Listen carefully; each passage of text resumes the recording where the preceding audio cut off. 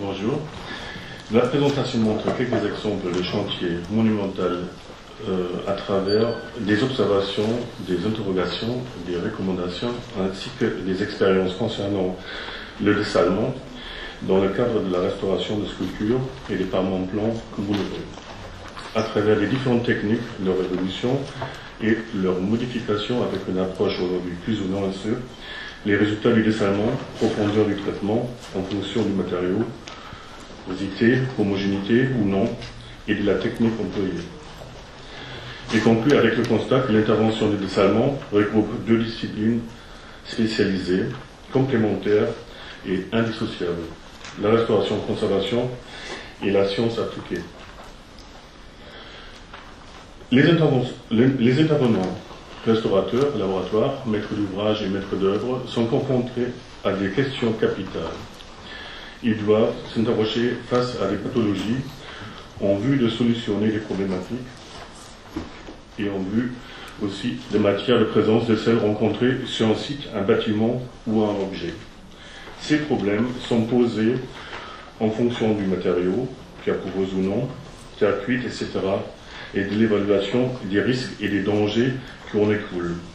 Ici, par exemple, en fond de toile, en face de la problématique sur des pierres calcaires et avec une érosion en fond de mer sur une corniche et un clocher.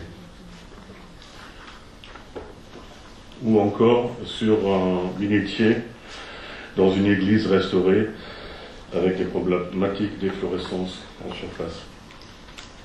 Ou encore ici sur des sculptures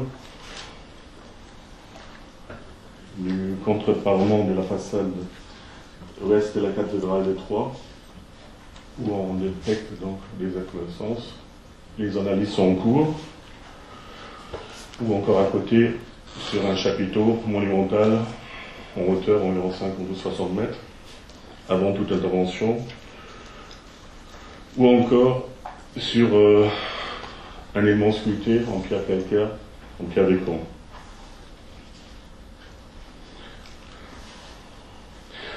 En premier lieu, il faudra étudier l'état de conservation du substrat traité et l'existence d'une altération éventuelle. Ensuite, une recherche des sources de pollution, externes et ou internes, donc propres au matériau, sera réalisée à travers une approche analytique.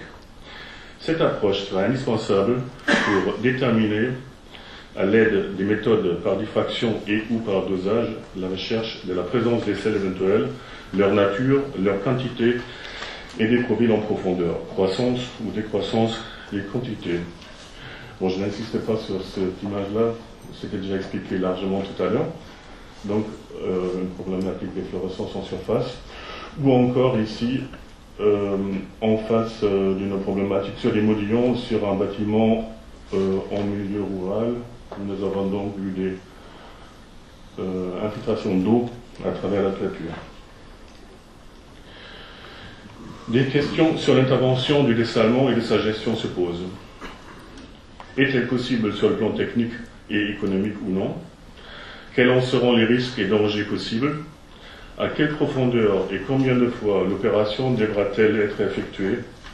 Suivant quel type de méthodologie devra-t-elle faite, etc. Donc toutes ces questions restent en suspens. Antoine, le fond des pierres érodées par les sels de la façade Notre-Dame-la-Grande avant tout travaux. Un rappel. Donc, la désalinisation, l'élimination des sels dans la pierre en dépose ou non, par bain et ou par cataplasme superficiel. L'eau dissout le sel minéraux, agit comme moyen de locomotion et transporte par capillarité les sels dans le cataplasme, compresse du mélange absorbant et neutre afin d'extraire les sels, où il se fixe par cristallisation en séchant.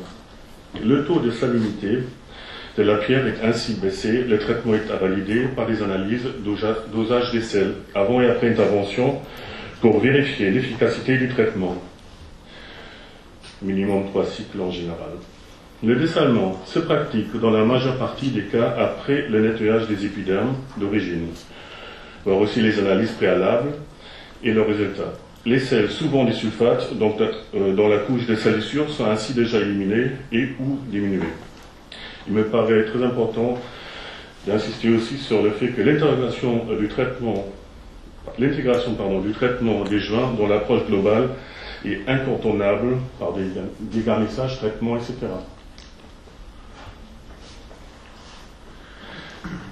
Les différentes techniques utilisées aujourd'hui, par-bain, ascension capillaire et ou immersion complète, par compresse, aussi dans le sujet du programme européen Desalination, interrogation des scientifiques et des différents partenaires, par traitement de rinçage, entre guillemets, injection, extraction, et ou par la stabilisation du climat du lieu, ainsi qu'est à voir dans sa globalité et dans son environnement.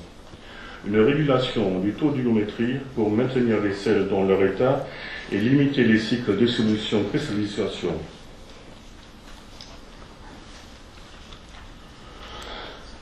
Non, je vais rapidement dans les différentes techniques.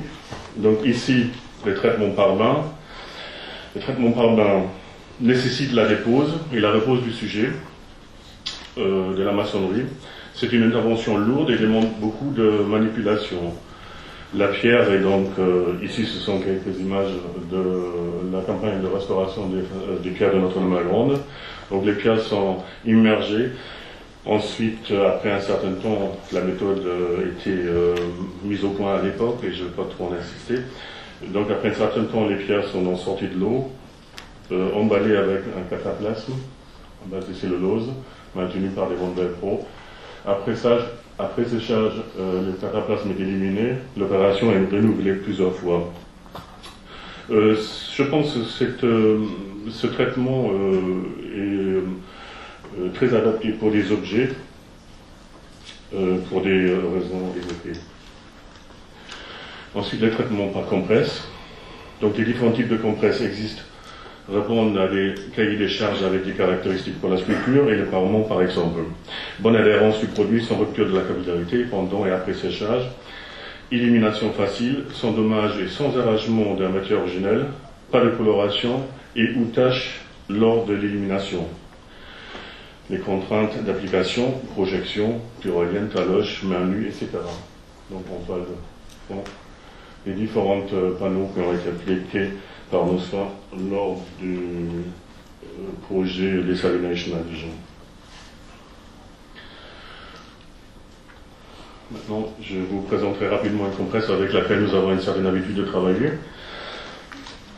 Donc, le cataplasme est composé de produits minéraux absorbants, la silice micronisée et le sable fin lavé, du quartz, ou déminéralisé. L'application manuelle en couche d'1 à 2 cm. Les critères de choix. La composition minérale sans additifs organiques pour éviter tout développement d'organismes microbiologiques. Bonne adhérence sans rupture de capillarité. Élimination facile sans arrachage mécanique de la pierre. Et aucune conséquence néfaste, par exemple sur les polychromies fragiles, ni de coloration du substrat après séchage. Donc les différentes étapes pour préparer cette compresse. Ici, l'eau est ajoutée à la silice en cours de gâchage. On ajoute le sable, la matière prête à appliquer. L'application en cours, humide. Ici, le produit est sec. On commence à le retirer, désagréger, désagrège très facilement avec un outil, un mouchoir, un onde tranchante ou avec une brosse, et ensuite le sujet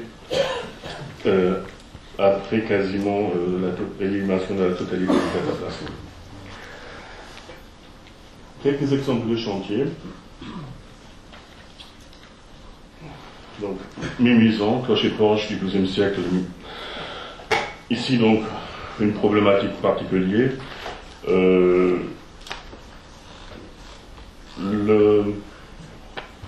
L'humidité, donc, problème de présence de sel, donc c'est un site près de la mer. Remontée capillaire stoppée par une création de barrières d'étanchéité. Et donc, traitement des subassements et des parties médianes par dessalement. Pour l'application des traitements, il faudra aussi tenir compte des altérations de l'épiderme d'origine, des soulèvements, de la fragilité du support et ou de la présence de vestiges, par exemple de polychromie. Sur les sculptures, ici, il y a la pose de microsolin pour préfixer les écailles de pierre en vue du traitement dessalement et avec une application des compresses de dessalement. Toujours avec des produits en fait qui sont absorbants et à base de minéraux, comme j'ai expliqué tout à l'heure. Donc ici, l'application est en cours. On voit très bien les zones où la compresse a déjà séché. Et ensuite, ici, des parties en cours d'application et encore semi-humides. Il sera nécessaire également de déterminer quelles seront les zones à dessaler. Ça semble important. Souvent, les zones érodées ne représentent pas forcément des concentrations importantes des sels en surface. Un autre exemple, traitement d'un porche à Notre-Dame-de-Grande à Poitiers. Là, à l'extérieur, côté sud, donc avec un ensoleillement assez important. Donc, traitement des parties saillantes et en surplomb. Donc, la compresse et en cours de séchage.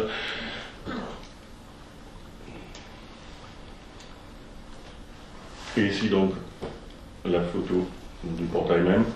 Donc bien entendu, je n'insiste pas, mais ces traitements sont toujours accompagnés d'un traitement, des investigations analytiques ou à préalable, et en fait, ensuite ils sont suivis avec des analyses entre chaque cycle pour déterminer le nombre de traitements qui ont quand même permis d'abaisser les salinités en surface. Ici, un exemple d'un chantier de Saint-Alban de portail occidental à Poitiers. Je voudrais insister sur la réflexion, la gestion des sources de pollution et de l'eau de gâchage utilisée lors des interventions en maçonnerie au moment du chantier. Très rapidement, ici au-dessus, il y a un terrasson avec des problèmes d'étanchéité. Voilà. Ces terrassons ont donc été décaissés. Bon, bien entendu, il y a des présences de sel qui ont été détectées et mises en évidence lors des investigations préalables. Donc, pour traiter convenablement les parois externes avec la sculpture originelle, il fallait accompagner le tout avec des traitements à l'intérieur, donc décaissement et élimination des remblais pollués, donc en profondeur. Et ensuite, une recharge avec un blocage avec des mortiers légers pour éviter, et par phase, par strate, pour éviter qu'il y a trop d'eau qui touche à nouveau cette maçonnerie, le contreparement, et qui peut par la suite migrer vers l'extérieur. Donc, il faut, c'était déjà dit tout à l'heure, il faut voir effectivement, lors d'une intervention de dessalement, le sujet et le bâti dans sa globalité. Donc ici le portrait après travaux de restauration. Un autre cas de figure, je voulais juste insister ici sur, je parlais tout à l'heure des traitements des joints.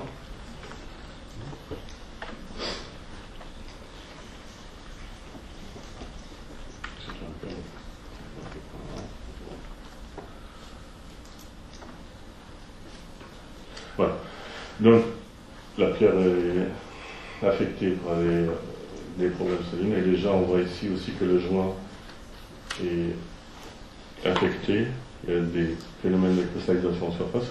Donc, important de réintégrer cette réflexion de déjointer pour un traitement le plus efficace possible avant de l'application d'une compresse.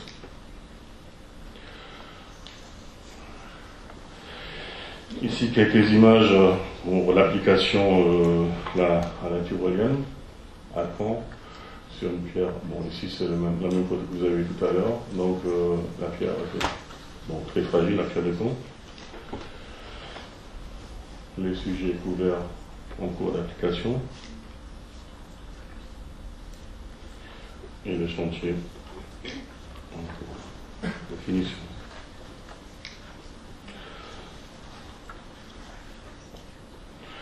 Ici un autre cas de figure, mon trésor. Donc là nous avons sur le tuffeau, nous avons appliqué ponctuellement les compresses. Néanmoins, ici, je voudrais insister sur l'idée que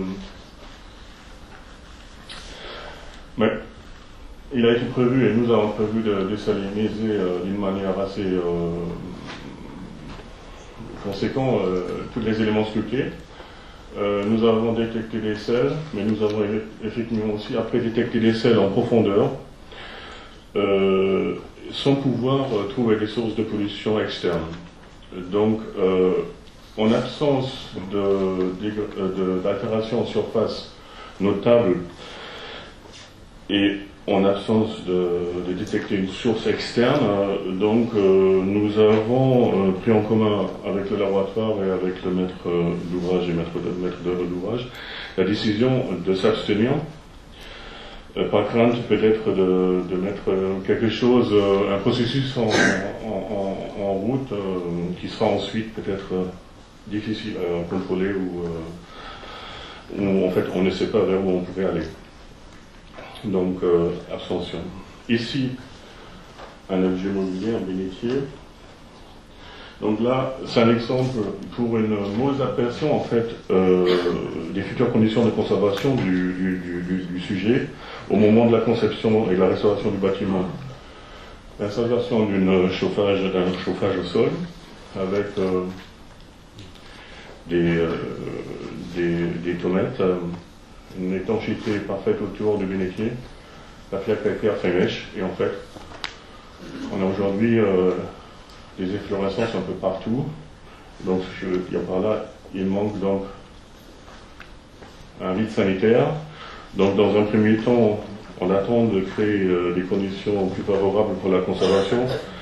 Il a été décidé donc d'appliquer en urgence un cataplasme qui permet que les sels qui cristallisent donc maintenant dans le cataplasme et non plus dans la compresse, dans la pierre. Donc on essaie de retarder avec cela une érosion de l'épiderme originel. Un dernier exemple d'un traitement de disque, de sel discoïdal exposé à un milieu marin avec des problèmes de sel en surface. Et en dernier, une expérimentation, donc c'est le même chantier que François a évoqué tout à l'heure. Donc là, pour des questions du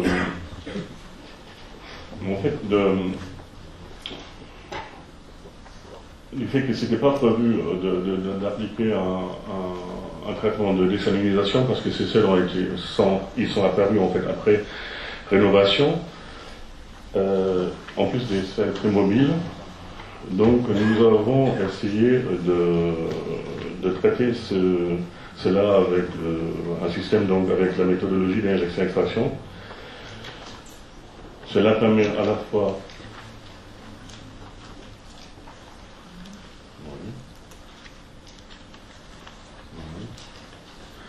cela permet de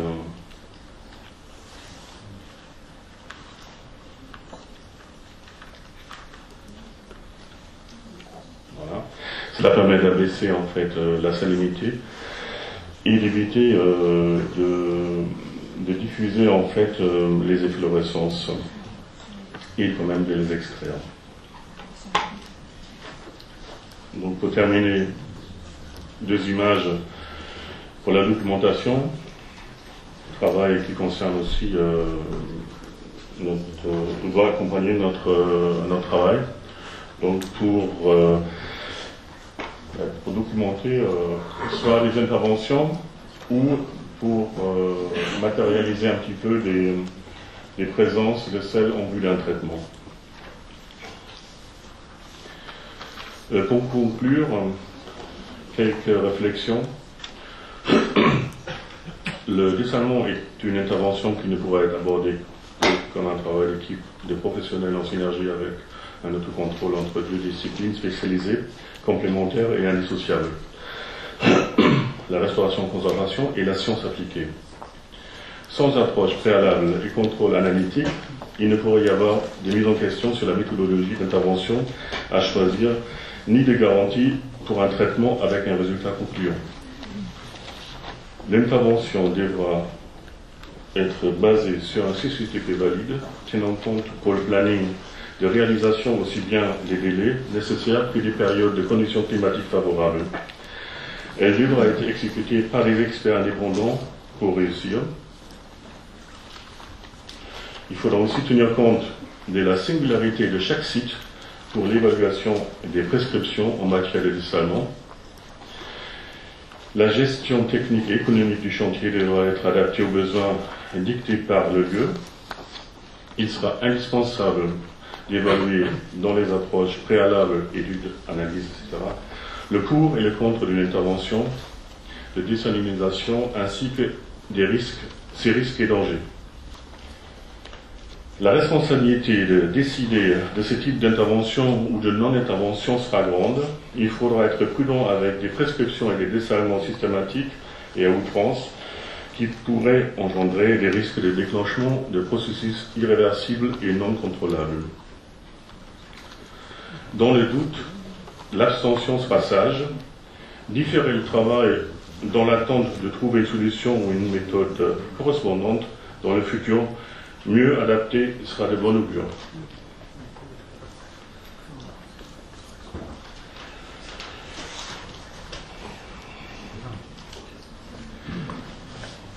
Donc, je vous remercie pour votre invitation et je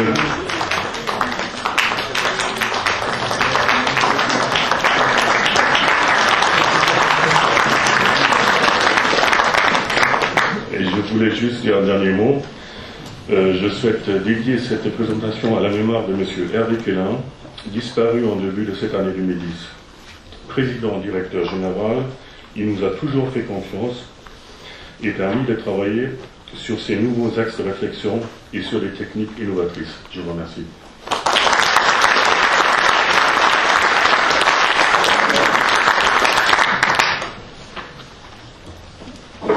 Merci Thomas Dubeger. Merci d'avoir évoqué la mémoire d'Hervé Quellin. C'est le moins qu'on puisse faire aujourd'hui. Moi j'étais très heureux de noter, mais ça c'est une évolution qu'on connaît bien dans le monde des monuments historiques, une parfaite concordance entre le restaurateur et le chercheur. Aujourd'hui, vous avez été d'une prudence sage. Merci. J'ai noté effectivement des éléments. Votre expérience nous montre la difficulté des opérations de restauration, des opérations de dessalement particulièrement, la complexité de celle-ci, vous l'avez dit, la cohérence à avoir à toute phase, savoir aussi faire attention aux fins de chantier. J'ai noté ça, c'est pour ma gouverne personnelle, je saurais être bien sage là-dessus. C'est vrai que quelquefois on abandonne le chantier un peu rapidement et on voit les désordres, malgré des opérations de dessalement lourdes, l'apparition de désordres très très rapides. J'ai noté aussi avec beaucoup de satisfaction la décision importante, c'est celle du maître d'ouvrage, du maître d'œuvre, mais sous votre conseil, savoir prendre ou ne pas prendre une décision de dessalement, c'est assez important. Et enfin, j'ai bien noté de faire attention dans la rédaction de nos descriptifs de travaux. Vous me l'avez rappelé il y a peu de temps à la cathédrale de Troyes, faisons attention au moment où nous démarrons les travaux, sachons vous donner du temps pour mener les expérimentations nécessaires, sachons éviter de démarrer un chantier en hiver alors qu'on doit faire du traitement biocide et des opérations de dessalement. Tout ceci, nous l'avons dans la tête, mais c'est vrai que nous ne sommes pas assez, sans doute, performants là-dessus. Alors, c'est quelques réflexions simplement pour introduire la discussion. Avez-vous un certain nombre de questions à poser à Thomas, s'il vous plaît? Enfin, j'ai une question. Est-ce que vous avez pu faire des expériences quand on devrait exécuter un dessalement?